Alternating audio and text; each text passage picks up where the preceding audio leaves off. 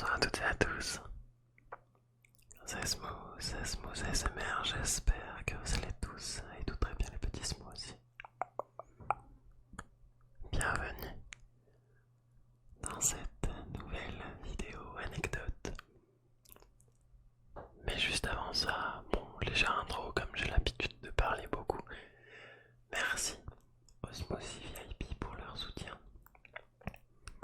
En tout cas, Unigrade de Multifruits, vos noms s'affichent à l'écran. Merci infiniment à toutes et tous pour votre soutien et pour vos messages, bien qu'il n'y ait plus de vidéos ces temps-ci. En tout cas, après un mois sans trop de TikTok ou de présence sur ma chaîne, comme vous le savez, c'est la dernière ligne droite dans la fin de mes études et mon alternance qui me prend beaucoup de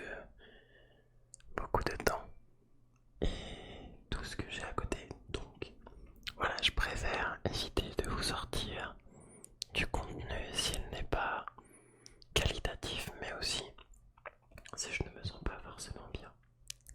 J'ai décidé de vous faire une vidéo un peu inhabituelle. J'ai beau vous raconter ma vie dans les détails, que ce soit en live ou le fond de ma pensée dans les vidéos.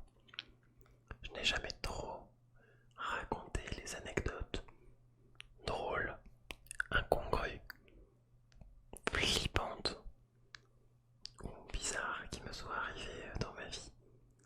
Et je voyais de plus en plus de commentaires qui me demandaient hey, quand est-ce que tu nous racontes des anecdotes sur toi?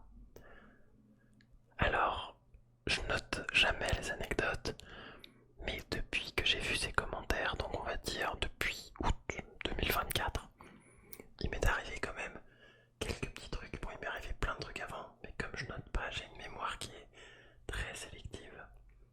Donc si je note pas, bon, ça reste dans l'oubli. Alors, j'ai ouvert mon bloc-notes et j'ai regardé justement anecdotes à raconter sur ma chaîne. J'en ai 4.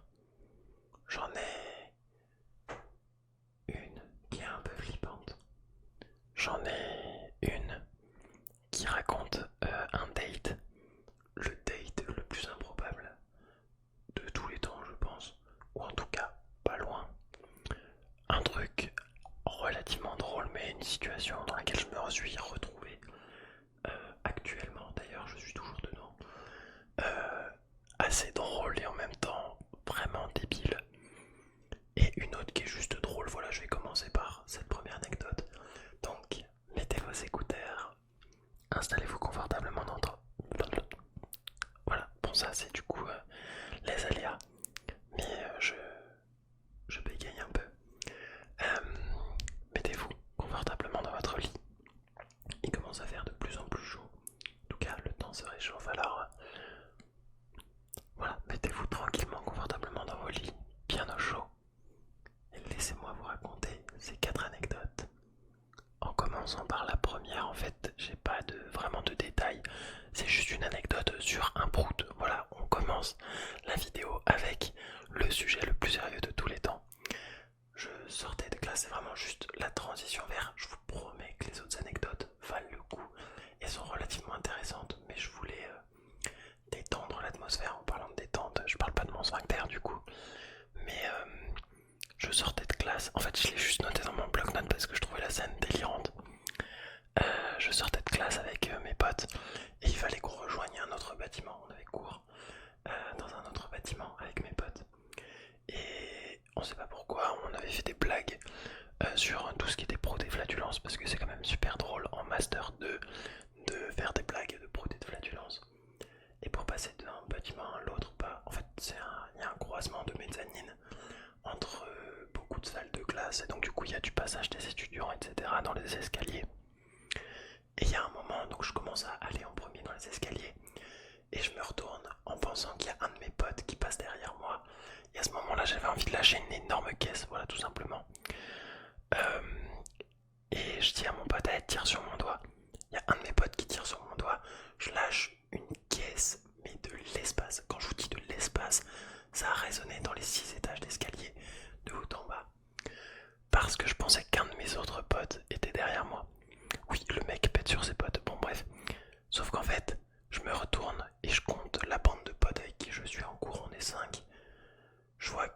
5 sont derrière moi, morts de rire.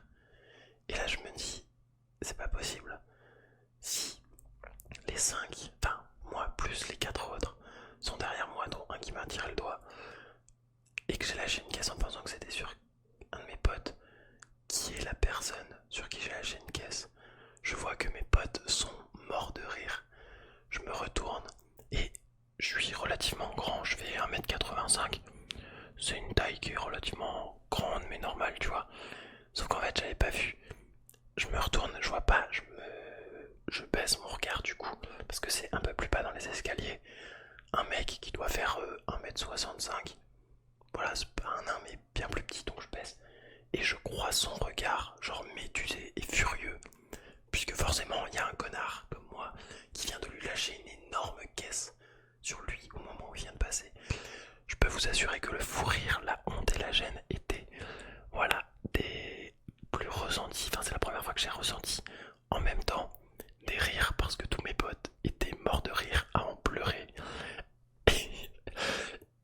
Et la honte, la gêne, mais intense, puisqu'en fait, il nous restait 2 étages à descendre.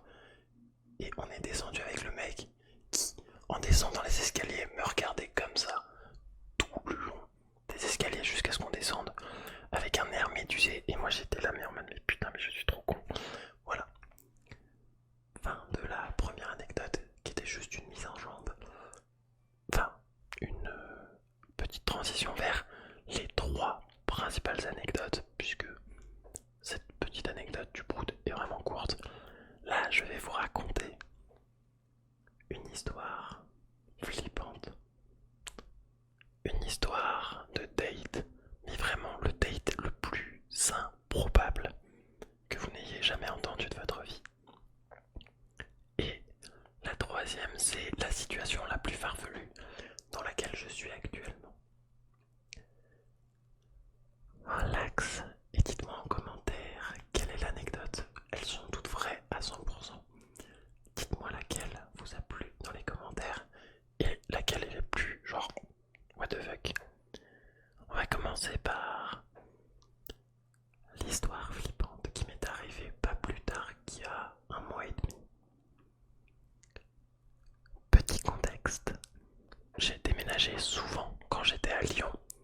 Pour vous faire un point de contexte du coup sur ma vie, donc je suis arrivé à Lyon en 2019. Et en arrivant à Lyon, j'ai pris un appart tout seul dans un petit 15-20 mètres carrés. Mais en dehors de Lyon parce que je connaissais pas vraiment la ville. Je viens du sud de la France. Et en fait, j'ai déménagé quasiment toutes les années en fait. Le Covid est arrivé, donc je suis resté à peine de septembre jusqu'à, je crois que c'était janvier-février. Je crois à partir de février-mars, on avait décrété le confinement. Donc de septembre à janvier-février, je reste dans ce petit appartement de 20 mètres carrés, mais qui est très excentré de la ville. Et en fait, de ma 2e année à ma 3e année, je l'ai passé en coloc.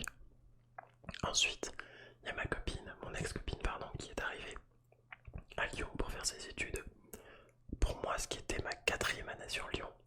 Donc j'ai déménagé dans un autre appartement. Ensuite, on s'est séparés avec ma copine, on est resté 1 an et quelques mois dans cet appartement. Et donc c'était ça l'année dernière, lors de ma 5e année, on s'est séparés. Et donc j'ai fait une coloc de transition entre la fin de ma 5e année et le début de ma 6e année sur Lyon. Et j'ai fait une coloc de transition jusqu'à retrouver cet appartement actuellement, qui est mon, du coup, 5e appartement sur Lyon. Voilà, en 6 ans, un plaisir. Habitué des déménagements, je ne supporte pas les visites d'appartements. Voilà, on remercie la moto qui passe. Mais je ne supporte pas les visites d'appartements où il y a énormément de monde. C'est un truc que je ne peux pas supporter, vraiment. Je me dis, enfin vas-y, autant faire venir 1 ou 2 personnes, mais faire venir 8 à 9 personnes sur un appartement, ça sert à rien, c'est strictement inutile. Tu fais espérer 7 personnes, il n'y a qu'une seule personne qui va être prise, autant faire venir à 1 ou 2 personnes, et après voilà. J'arrive pour visiter l'appartement dans lequel je suis actuellement. Et en fait, j'arrive et je vois, on est 9. Je vois au pied de la porte de mon immeuble la personne avec qui j'avais discuté. Et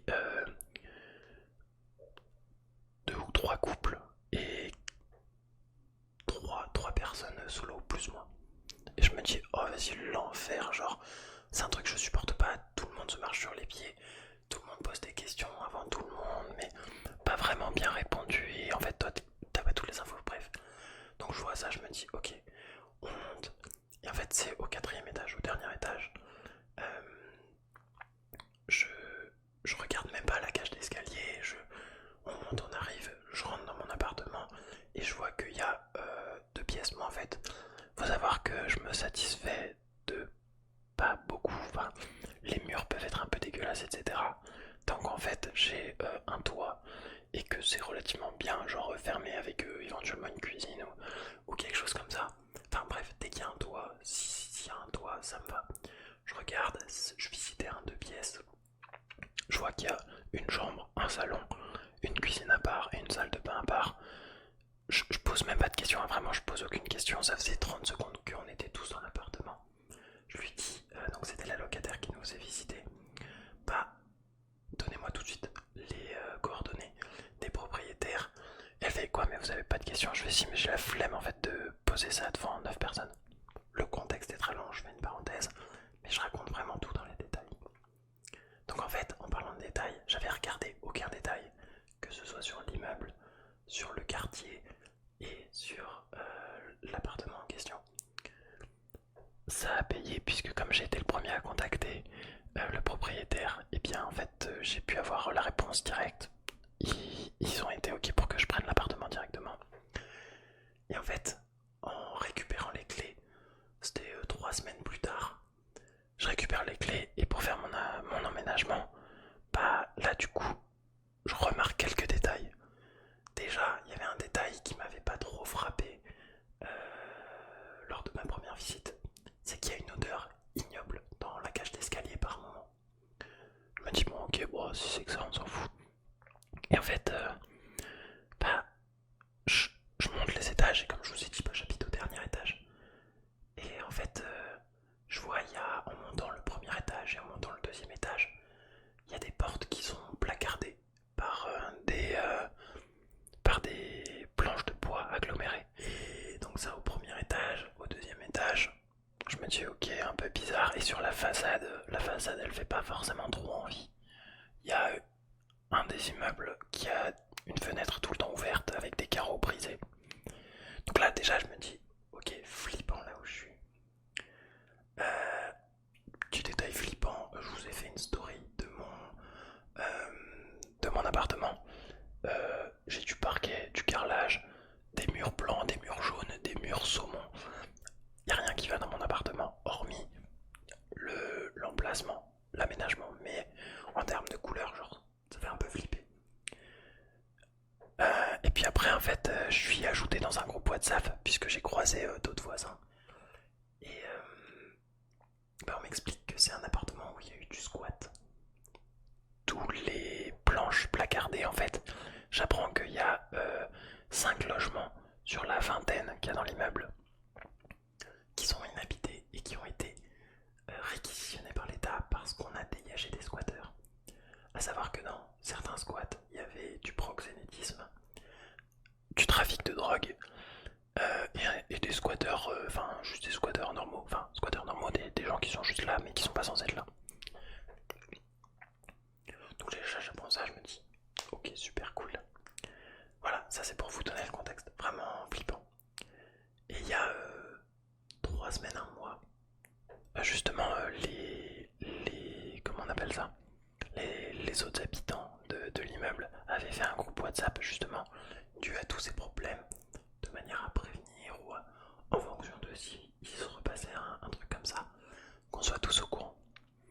Je rentre du travail, il est 18h15, 18h30, quand j'arrive devant la porte et je vois une notification WhatsApp sur ce groupe d'une de mes voisines qui a à peu près mon âge et qui dit est-ce qu'il y a quelqu'un chez soi parce que je crois que la porte du 2e étage vient d'être enfoncée.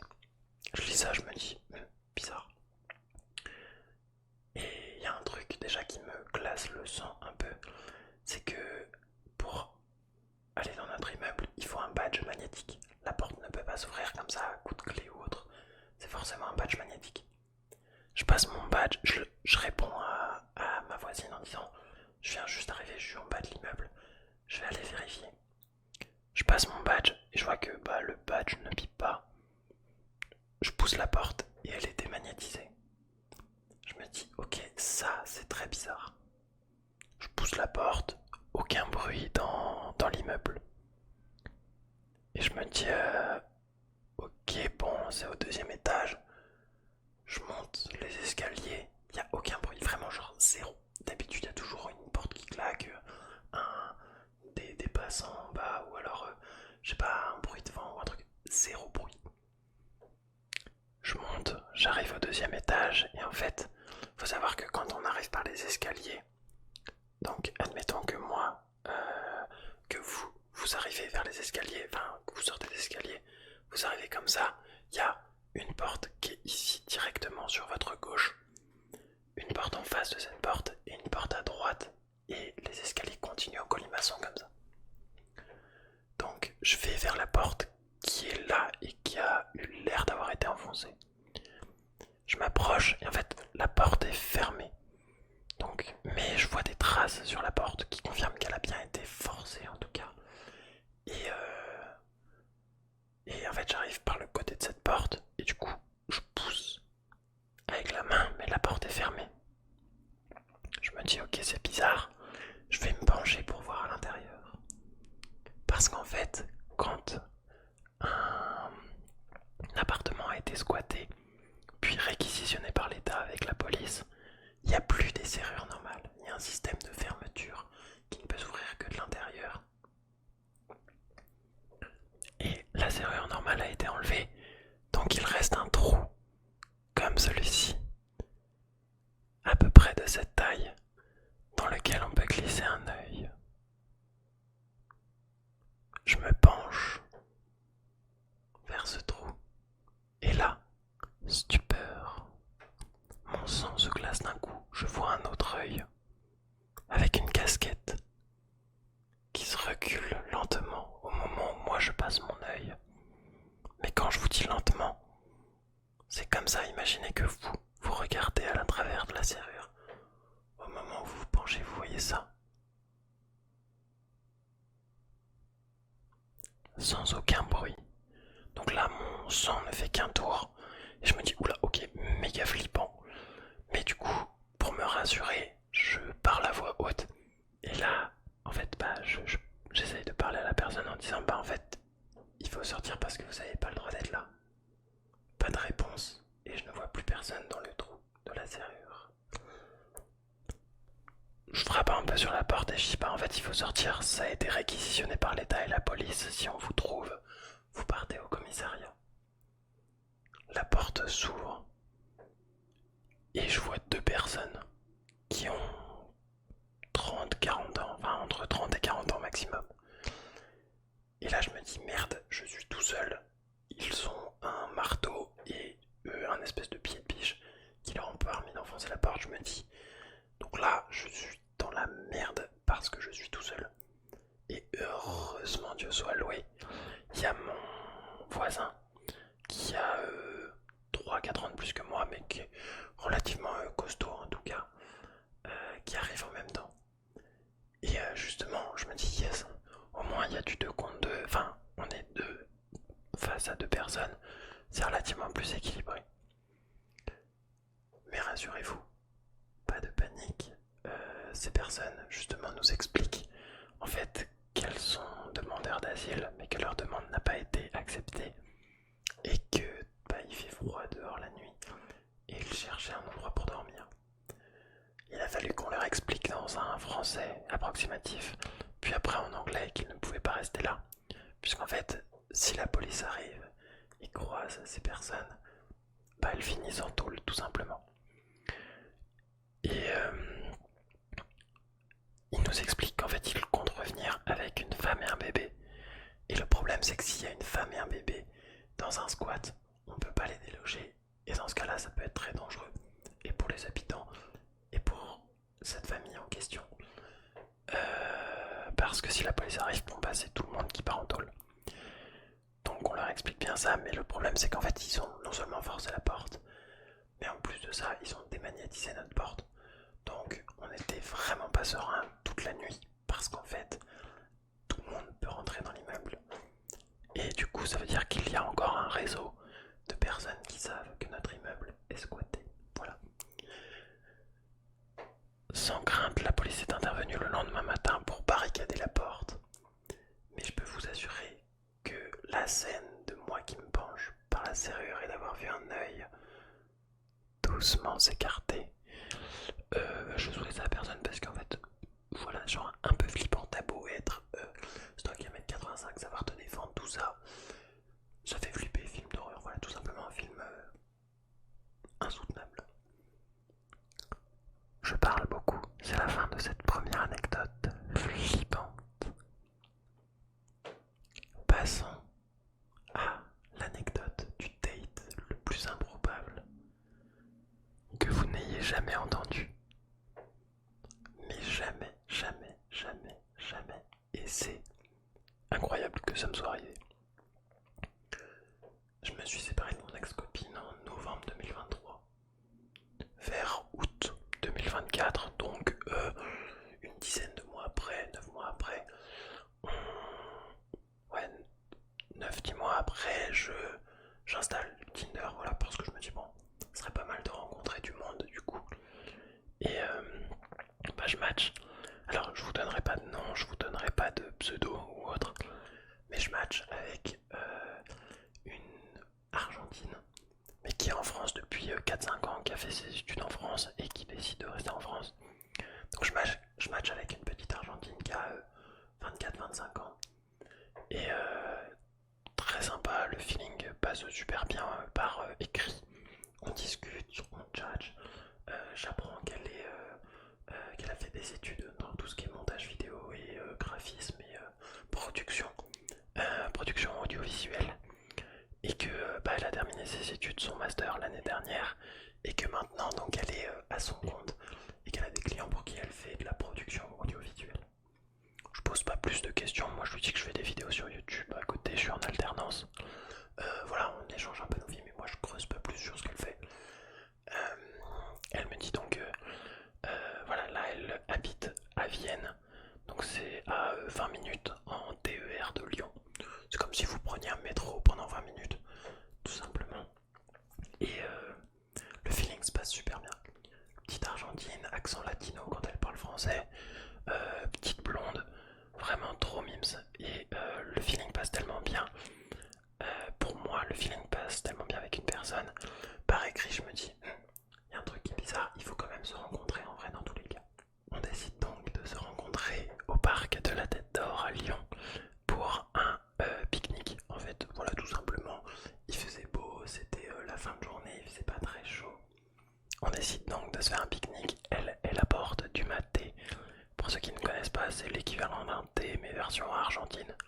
En fait, c'est des herbes que l'on fait infuser dans une petite boule de coco ou boule de bois et que l'on sirote tout au long de, pas tout au long de l'infusion. Moi, je ramène des petites tartelettes, un petit pack de tomates cerises, une petite nappe. Et le feeling passe encore mieux en vrai que par écrit. Je me dis, mais waouh, mais c'est trop bien, genre vraiment. On reste 2 heures sur notre nappe à discuter, vraiment c'est grave cool et vraiment trop mimes. Encore plus mimes que par écrit. Elle est vraiment adorable, très cute. Et elle me dit, ça fait 2 heures qu'on parle. Et elle me dit, bon, je vois que le feeling passe bien. Et je préfère être honnête dès le début. Enfin, je préfère ça et être en confiance avec les gens avec qui je me sens en confiance. Donc faut que je te dise ce que je fais comme métier, vraiment comme métier. Du coup je me dis bon bah ok, enfin ouais si tu veux, parce que j'avais pas creusé ça. Et là elle me dit en fait je fais des webcams sexuelles en live et je suis suivi par plus de 23 000 à 30 000 personnes. Et ça c'est mon boulot au quotidien. Je live 1 heure tous les jours du lundi au samedi de manière sexuelle. Et là moi je me dis, je débranche mon cerveau. Genre, mon cerveau se débranche devant cette information. Je ne juge pas. Et chacun fait ce qu'il veut. Mais du coup, quand on te dit production audiovisuelle, tu penses pas à ça en fait quand on te parle de ça. Et du coup, je me dis, ok, what the fuck, bizarre, mais il faut pas justement avoir un côté mauvaise réaction. Donc du coup, qu'est-ce que je fais? Je lui dis, ah mais attends, mais c'est trop bien, moi aussi je fais des lives sur YouTube, etc. Et du coup, je pose des questions comme si c'était moi qui faisais des vidéos ASMR, sauf que là, bah, c'est juste elle qui fait des webcams sexuelles, sachant qu'elle est payée par le site pour faire des lives sponsorisés 2 fois par mois. Elle est égérie du site de webcams sexuelles. Je crois que là, mon cerveau se déconnecte à ce moment-là. Et en fait, on en vient à parler de ce qu'elle fait en live. Donc elle me donne tous les détails de ce qu'elle fait en live que je ne pourrais pas exprimer devant cette caméra et ce micro, pour la simple bonne raison que je vais me faire démonétiser. Sauf qu'en fait, il y a des gens autour de nous. Et je regarde les gens écouter notre conversation et je me dis, ok, là il se passe un truc un peu bizarre. Bon bref. Donc moi bon, on continue à discuter, mais je me dis, ah vas-y, relou quand même, parce que bah c'est pas forcément dans mes valeurs. Chacun fait ce qu'il veut avec son corps. Mais en tout cas pour moi c'est pas une valeur que j'ai de justement pas fréquenter ce genre de personnes. Libre à chacun de faire ce qu'il veut avec son corps, encore une fois, et on ne juge pas. Euh, En plus de ça, elle a l'air de kiffer, elle me raconte que c'est vraiment quelque chose qu'elle aime beaucoup comme activité. Donc voilà, on continue le date par une promenade dans le parc. Et vas-y, mais je commence à retrouver mes esprits en essayant de trouver quand même des sujets de discussion relativement normaux. Et on en vient à parler de la famille. Et elle de son passé. Et donc là, je lui dis, bah, t'es originaire d'Argentine, mais du coup, c'est lequel de tes parents qui est argentin? Elle me dit, c'est mon père. Et je lui dis, attends, donc si c'est ton père, c'est quoi ton nom de famille? Et donc, elle me répond Moller, M-O-2-L-E-R. Et je me dis, ah, mais ça sonne pas trop argentin. Elle fait oui, en effet, parce qu'en fait, c'est allemand. Et là, mon cerveau se rebranche. Parce qu'une Argentine qui a des origines allemandes, généralement, pour ceux qui ont suivi l'histoire, ça veut dire quelque chose. Je lui dis, attends, Moller. Et elle me fait, oui, alors en fait, c'était Müller avant. Et là, mon cerveau se reconnecte une deuxième fois. Je me dis, Müller, attention à ne pas faire d'amalgame. Mais avant, en fait, quand mon grand-père est arrivé en Argentine, c'était facile de falsifier les contrôles d'identité. Et donc le U, comme c'était en fait à l'écrit, il n'y avait pas de numérique, tu pouvais facilement faire une courbe sur le U et que ça le change en molaire. Et je lui dis, attends, donc si ton père et ton grand-père sont d'origine allemande, t'as le passeport allemand du coup? Elle me dit oui. Et je lui dis, donc du coup c'est ta mère qui est argentine? Elle me dit, ah non, ma mère elle est italienne. Et là, double, triple, quadruple reconnexion, pardon. Une Argentine qui a des origines italiennes et allemandes, de par les grands-parents, généralement il n'y a qu'une seule question à poser, ce que je fais tout de suite. Qu'est-ce que faisait ton grand-père dans les années 39-45? Et là, dans le plus grand des calmes, mais je crois que vous n'avez pas idée en fait, là je le raconte comme ça, mais dans le plus grand des calmes, elle me lâche un petit rire en disant, c'est la partie un peu taboue de l'histoire. Je suis en train de date une descendante de N Astérix ZI dans le plus grand des calmes. Mais quand je vous dis une descendante de, vous m'avez très bien compris ce qui se passait entre 39 et 45 en Allemagne. C'est qu'elle a grandi dans des villages cachés en Argentine de ses 3-4 ans jusqu'à sa quinzaine d'années. Donc ce sont des villages qui ont hébergé en fait et été créés pour l'immigration allemande et italienne fasciste du coup, dans lequel il y a encore des gamets, dans lequel on vénère encore les idées de 39-45. Et là mon cerveau se déconnecte, voilà, tout simplement, puisque je suis en train de date une pas créatrice de contenu pour adultes, descendante de Muller, tout simplement. Alors il y a eu plusieurs Muller, mais de enfin vous avez compris. Et là je me fais, attends mais what the fuck, c'est pas possible, genre ce qui m'arrive. Et je lui dis, ah ok, c'est plutôt pas commun. Elle me fait, ouais je sais, on me le dit souvent, mais après je te rassure, moi je n'adhère pas à ces idées, mais heureusement que tu me rassures et que tu n'adhères pas à ces idées. Enfin bref. Donc là je me dis, bon ok, le date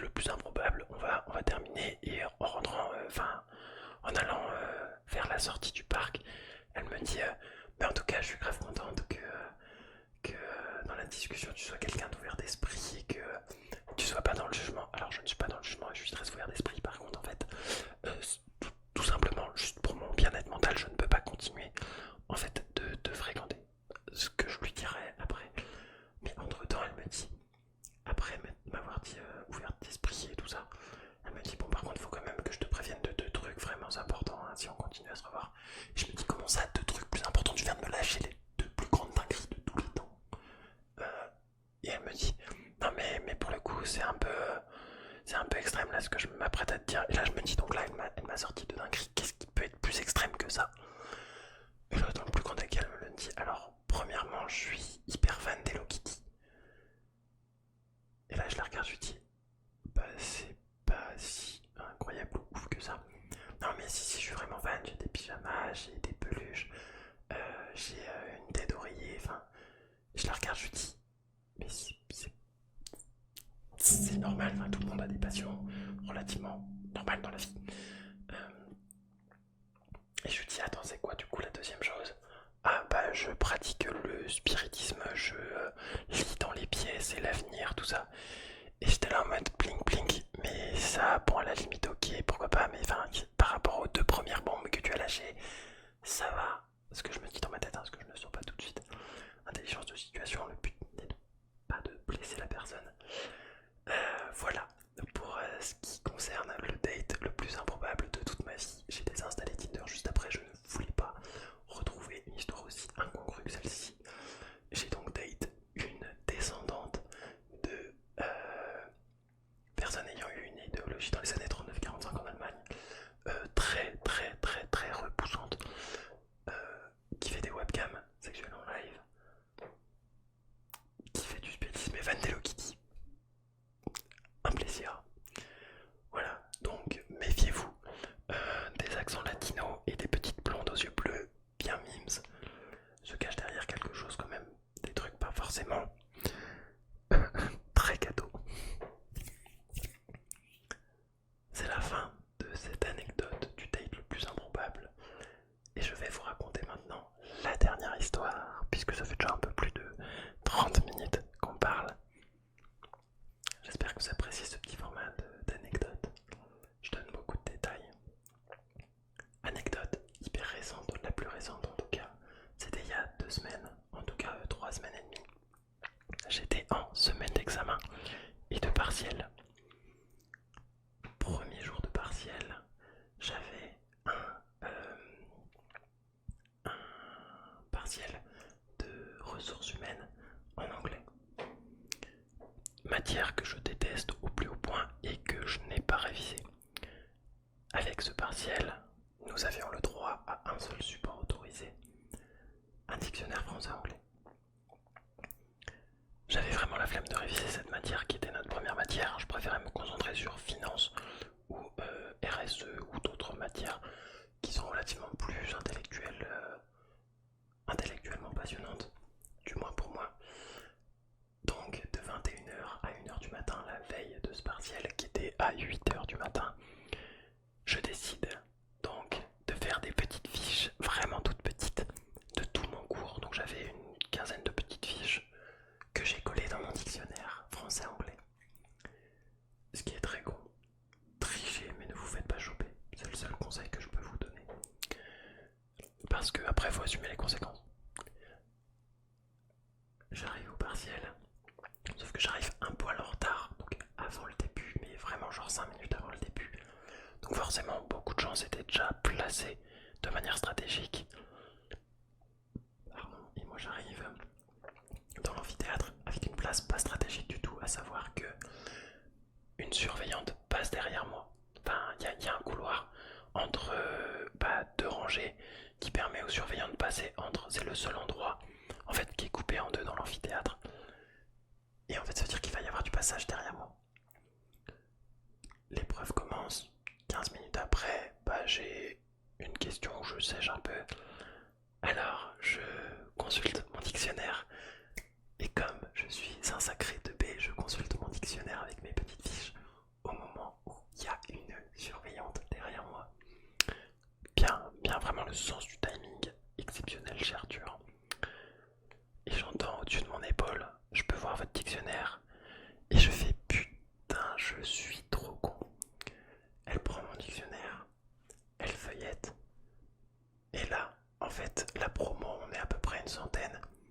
Et il y avait 50 qui étaient dans un amphithéâtre et 50 dans un autre amphithéâtre qui étaient juste séparés par un mur, mais qui étaient à côté. Elle gueule dans mon amphithéâtre. Tout le monde, les ticos ouverts sur la table, on va passer tous les vérifier. Elle court pour aller dans l'autre amphithéâtre et je l'entends gueuler au bout du couloir.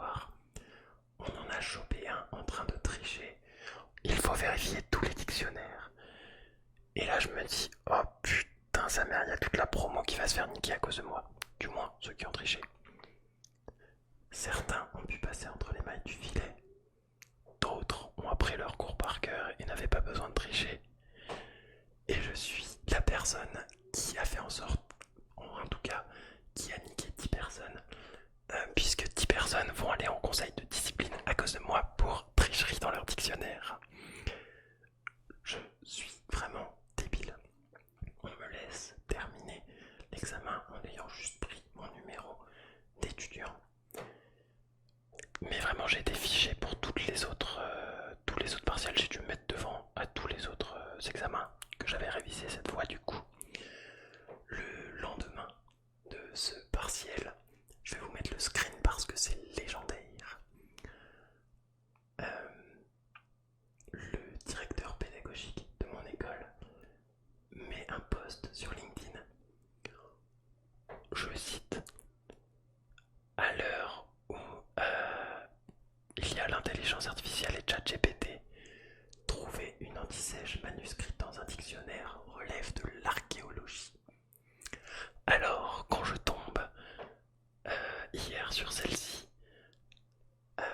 faite par l'un de nos étudiants dans un examen, je ne peux que ressentir de la nostalgie.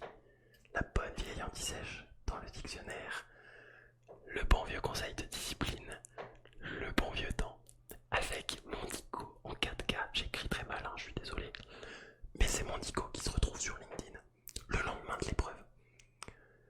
Dans les commentaires, je regarde et je vois que certains professeurs sont admiratifs. Waouh, quelle créativité! Waouh, franchement, ça mérite des points en plus, rien que pour l'effort. Je m'en vais donc commenter hyper créatif, point d'exclamation, pour montrer à quel point j'étais exaspéré de voir tant de débilité, genre les adultes, enfin je suis adulte, j'ai 23 ans maintenant du coup, enfin je vais avoir 23 ans le 3 mars, je sais pas quand est-ce que sortira cette vidéo. Mais en fait les adultes c'était votre seul moyen de tricher un dictionnaire, genre y'a rien de créatif ou rien d'inventif. Bref, je me retrouve donc dans une sauce, je n'ai toujours pas, donc c'était il y a 3 semaines, été convoqué pour un conseil de discipline, mais je sens que ça va tomber. Petite... Ah, il y a le petit scooter qui avait besoin de klaxonner. Petite moralité de l'histoire. Alors, ne trichez pas, c'est le meilleur moyen de ne pas vous faire choper. Mais pour arriver à ses fins, et en tout cas réussir dans la vie, il y a forcément des moments où vous devrez contourner, ce qui n'est pas forcément bien, mais contourner le système. Si vous trichez, faites en sorte de ne pas vous faire choper. Mais par contre, si vous vous faites choper, assumez entièrement les conséquences. Cela vous aidera plutôt justement à améliorer votre situation. Pour ma part, j'ai triché, c'est ma dernière... c'est très con, vraiment. C'est ma dernière année, ce sont mes derniers partiels. C'est quelque chose que j'avais pas envie de réviser du tout. C'est très con, je le reconnais. Mais je peux alléger mon cas dans le sens où sur toute ma scolarité, je n'ai jamais eu aucun rattrapage. Pas ou alors très rarement absent. Souvent engagé dans mes cours avec des bons résultats. Pas de retard, je suis pas un élément perturbateur même si je rigole beaucoup. Donc je vais me prendre un conseil de discipline. Je vais avoir 0, donc rattrapage sur cette matière. Et je vais juste assumer la conséquence de mes actes. Mais voilà, je trouvais ça drôle pour terminer cette vidéo de vous raconter la situation dans laquelle je suis. Et maintenant, tout le monde me connaît dans la promo. Super. Bref, ça me faisait plaisir de retourner une vidéo. Alors, j'ai beaucoup parlé, c'est que du chuchotement, il n'y a pas eu de visuel, bruit de bouche, trigger ou autre. Mais ça me faisait vraiment du bien de vous retrouver comme ça et je me dis quoi de mieux que de vous partager des émotions qui en plus du sommeil peuvent être relaxantes. La joie, la bonne humeur, le stress un peu, puis repartir sur de la bonne humeur ou des trucs rigolos, incongrus, what the fuck. Je vous fais de gros bisous. Dormez bien et à bientôt. Sur Smooth ASMR, à bientôt. À bientôt.